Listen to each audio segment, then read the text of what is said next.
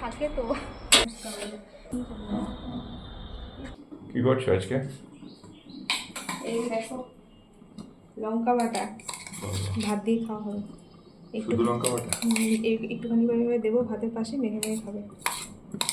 ঠিক আছে ঠিক আছে। আমি তো এমনিতেই ঝাল খাই না। তুমি কি সত্যি ভাবলে না মিথ্যা ভাবলে? না, এর সাথে কিছু একটা থাকবে তুমি নিশ্চয়ই। তো আবার সবই বিশ্বাস করে দেয়। ওকে আবার যা বলবো তাই বিশ্বাস করে দেয়। এটা লঙ্কা বাটা।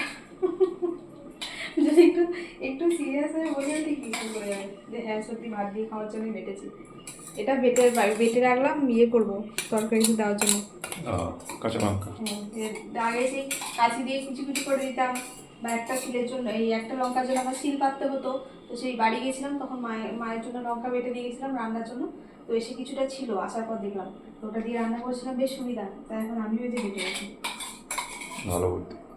অনেকটা বেটে রাখলাম আজকে। দেখো এই এক ঝুড়ি লঙ্কা ছিল, ওই লঙ্কা ঝুড়িটা ওই যে এখানে এক ঝুড়ি ছিল, ওই কটা রেখে তাই সবগুলি বেটে দিলাম।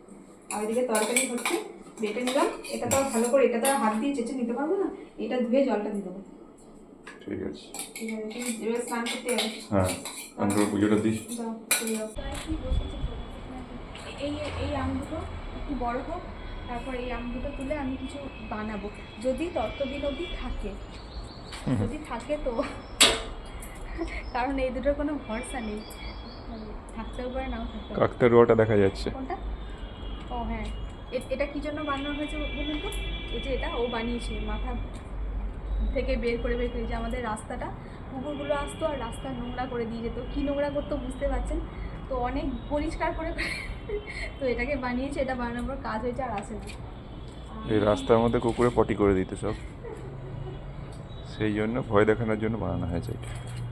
আর আমি এখন এখানে এসেছি নিম পাতা পাড়তে তো নয়, দেখো মশাদের রাজত্বে চলে এসেছি, মশাদের দেশে। নিম পাতা আজ আর বেশি দিন নয়, নিম পাতা খাওয়ার মায়ের। তো ছাদে কটা ছিল সে কটা পেরেছি, আর এখান থেকে কটা কচি কচি পাতা, ওখানে ওই কটা তো হবে না। এখানে যে কটা আছে নিয়ে চলে যাচ্ছে। কি করে গেল না,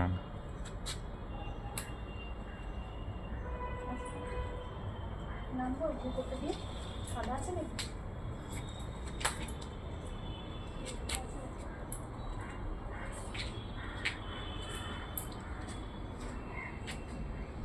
ভালোই আছে তো, যে কটা আছে নিয়ে নিই, আর তো লাগবে না। এতেই হয়ে যাবে নাকি? অনেক আছে। মশা দেখো এখানে কীরকম, এই তো গোড়া থেকে বেরিয়েছে।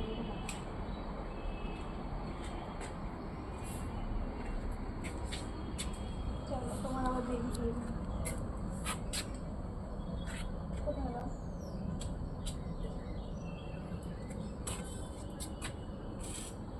মশা কামড়াচ্ছে? চলো চলো পালিয়ে। চলো, তিন পাতা পাড়া হয়ে গেছে।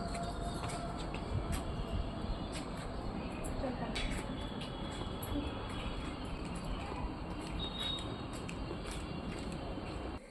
কি দিচ্ছ? এই যে এই দেখে পড়ে গেল।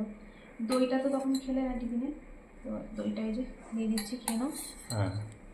দইটা না এখন থেকে একটু পাতলা হয়ে বসছে, কেন বলো তো? মিঠি দুধ খায় তো, তো ওই জন্য অত একদম মোটা করে দুধটা ফোটাই না। আবার দুবার করে দুধ ফোটাবো, একটু জল দিয়ে একটু ফোটাই হালকা করে। তো ওই জন্য দুধটা দেখো, দইটা একদম কাঠ হয়ে বসেনি, একটু নরম নরম হয়েছে। দইটা যত ঘন হয়ে ফোটানো হবে তত ভালো দই বসে, কিন্তু অত ঘন দুধ খাওয়া তো আর ভালো নয়। ওই জন্য একটু জল দিয়ে ফোটাই। আর এটা জিনিস তাহলে কী রান্না হয়েছে, এই যে দেখো এখানে কুমড়ো আলুর তরকারি ছোলা দিয়ে তরকারি, এই যে এখানে খাওয়া হয়েছে টিফিনে।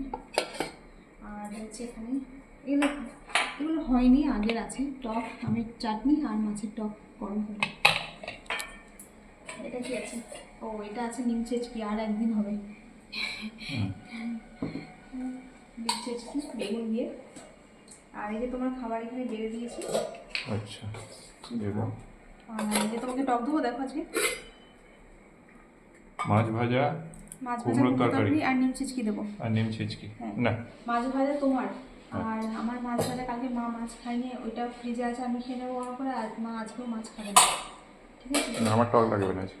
আর এই যে সোয়াবিন ভাজা, এটা আসলে কালকে মিঠির জন্য সোয়াবিন সেদ্ধ করেছিলাম ভাজবো বলে, কিন্তু কালকে দুপুরে মিঠি ভাত খায়নি, চিড়ে খেয়েছিল, ওই জন্য আজকে ভেজে দিলাম, ওই একটু টিফিনে খেলো আর রয়েছে মাকে দেবো। আর এই যে মা যেহেতু মাছ খাবে না, ওই জন্য একটু ডাল সেদ্ধ করলাম মায়ের জন্য, ঠিক আছে? আর এই হলো দুপুরে মেনু। চলো আমার খাবারটা গুছিয়ে নিই, রেডি হলো। ঠিক আছে। চলো বন্ধুরা, টাটা, সবাই ভালো থাকবে না, পরে দেখা হবে।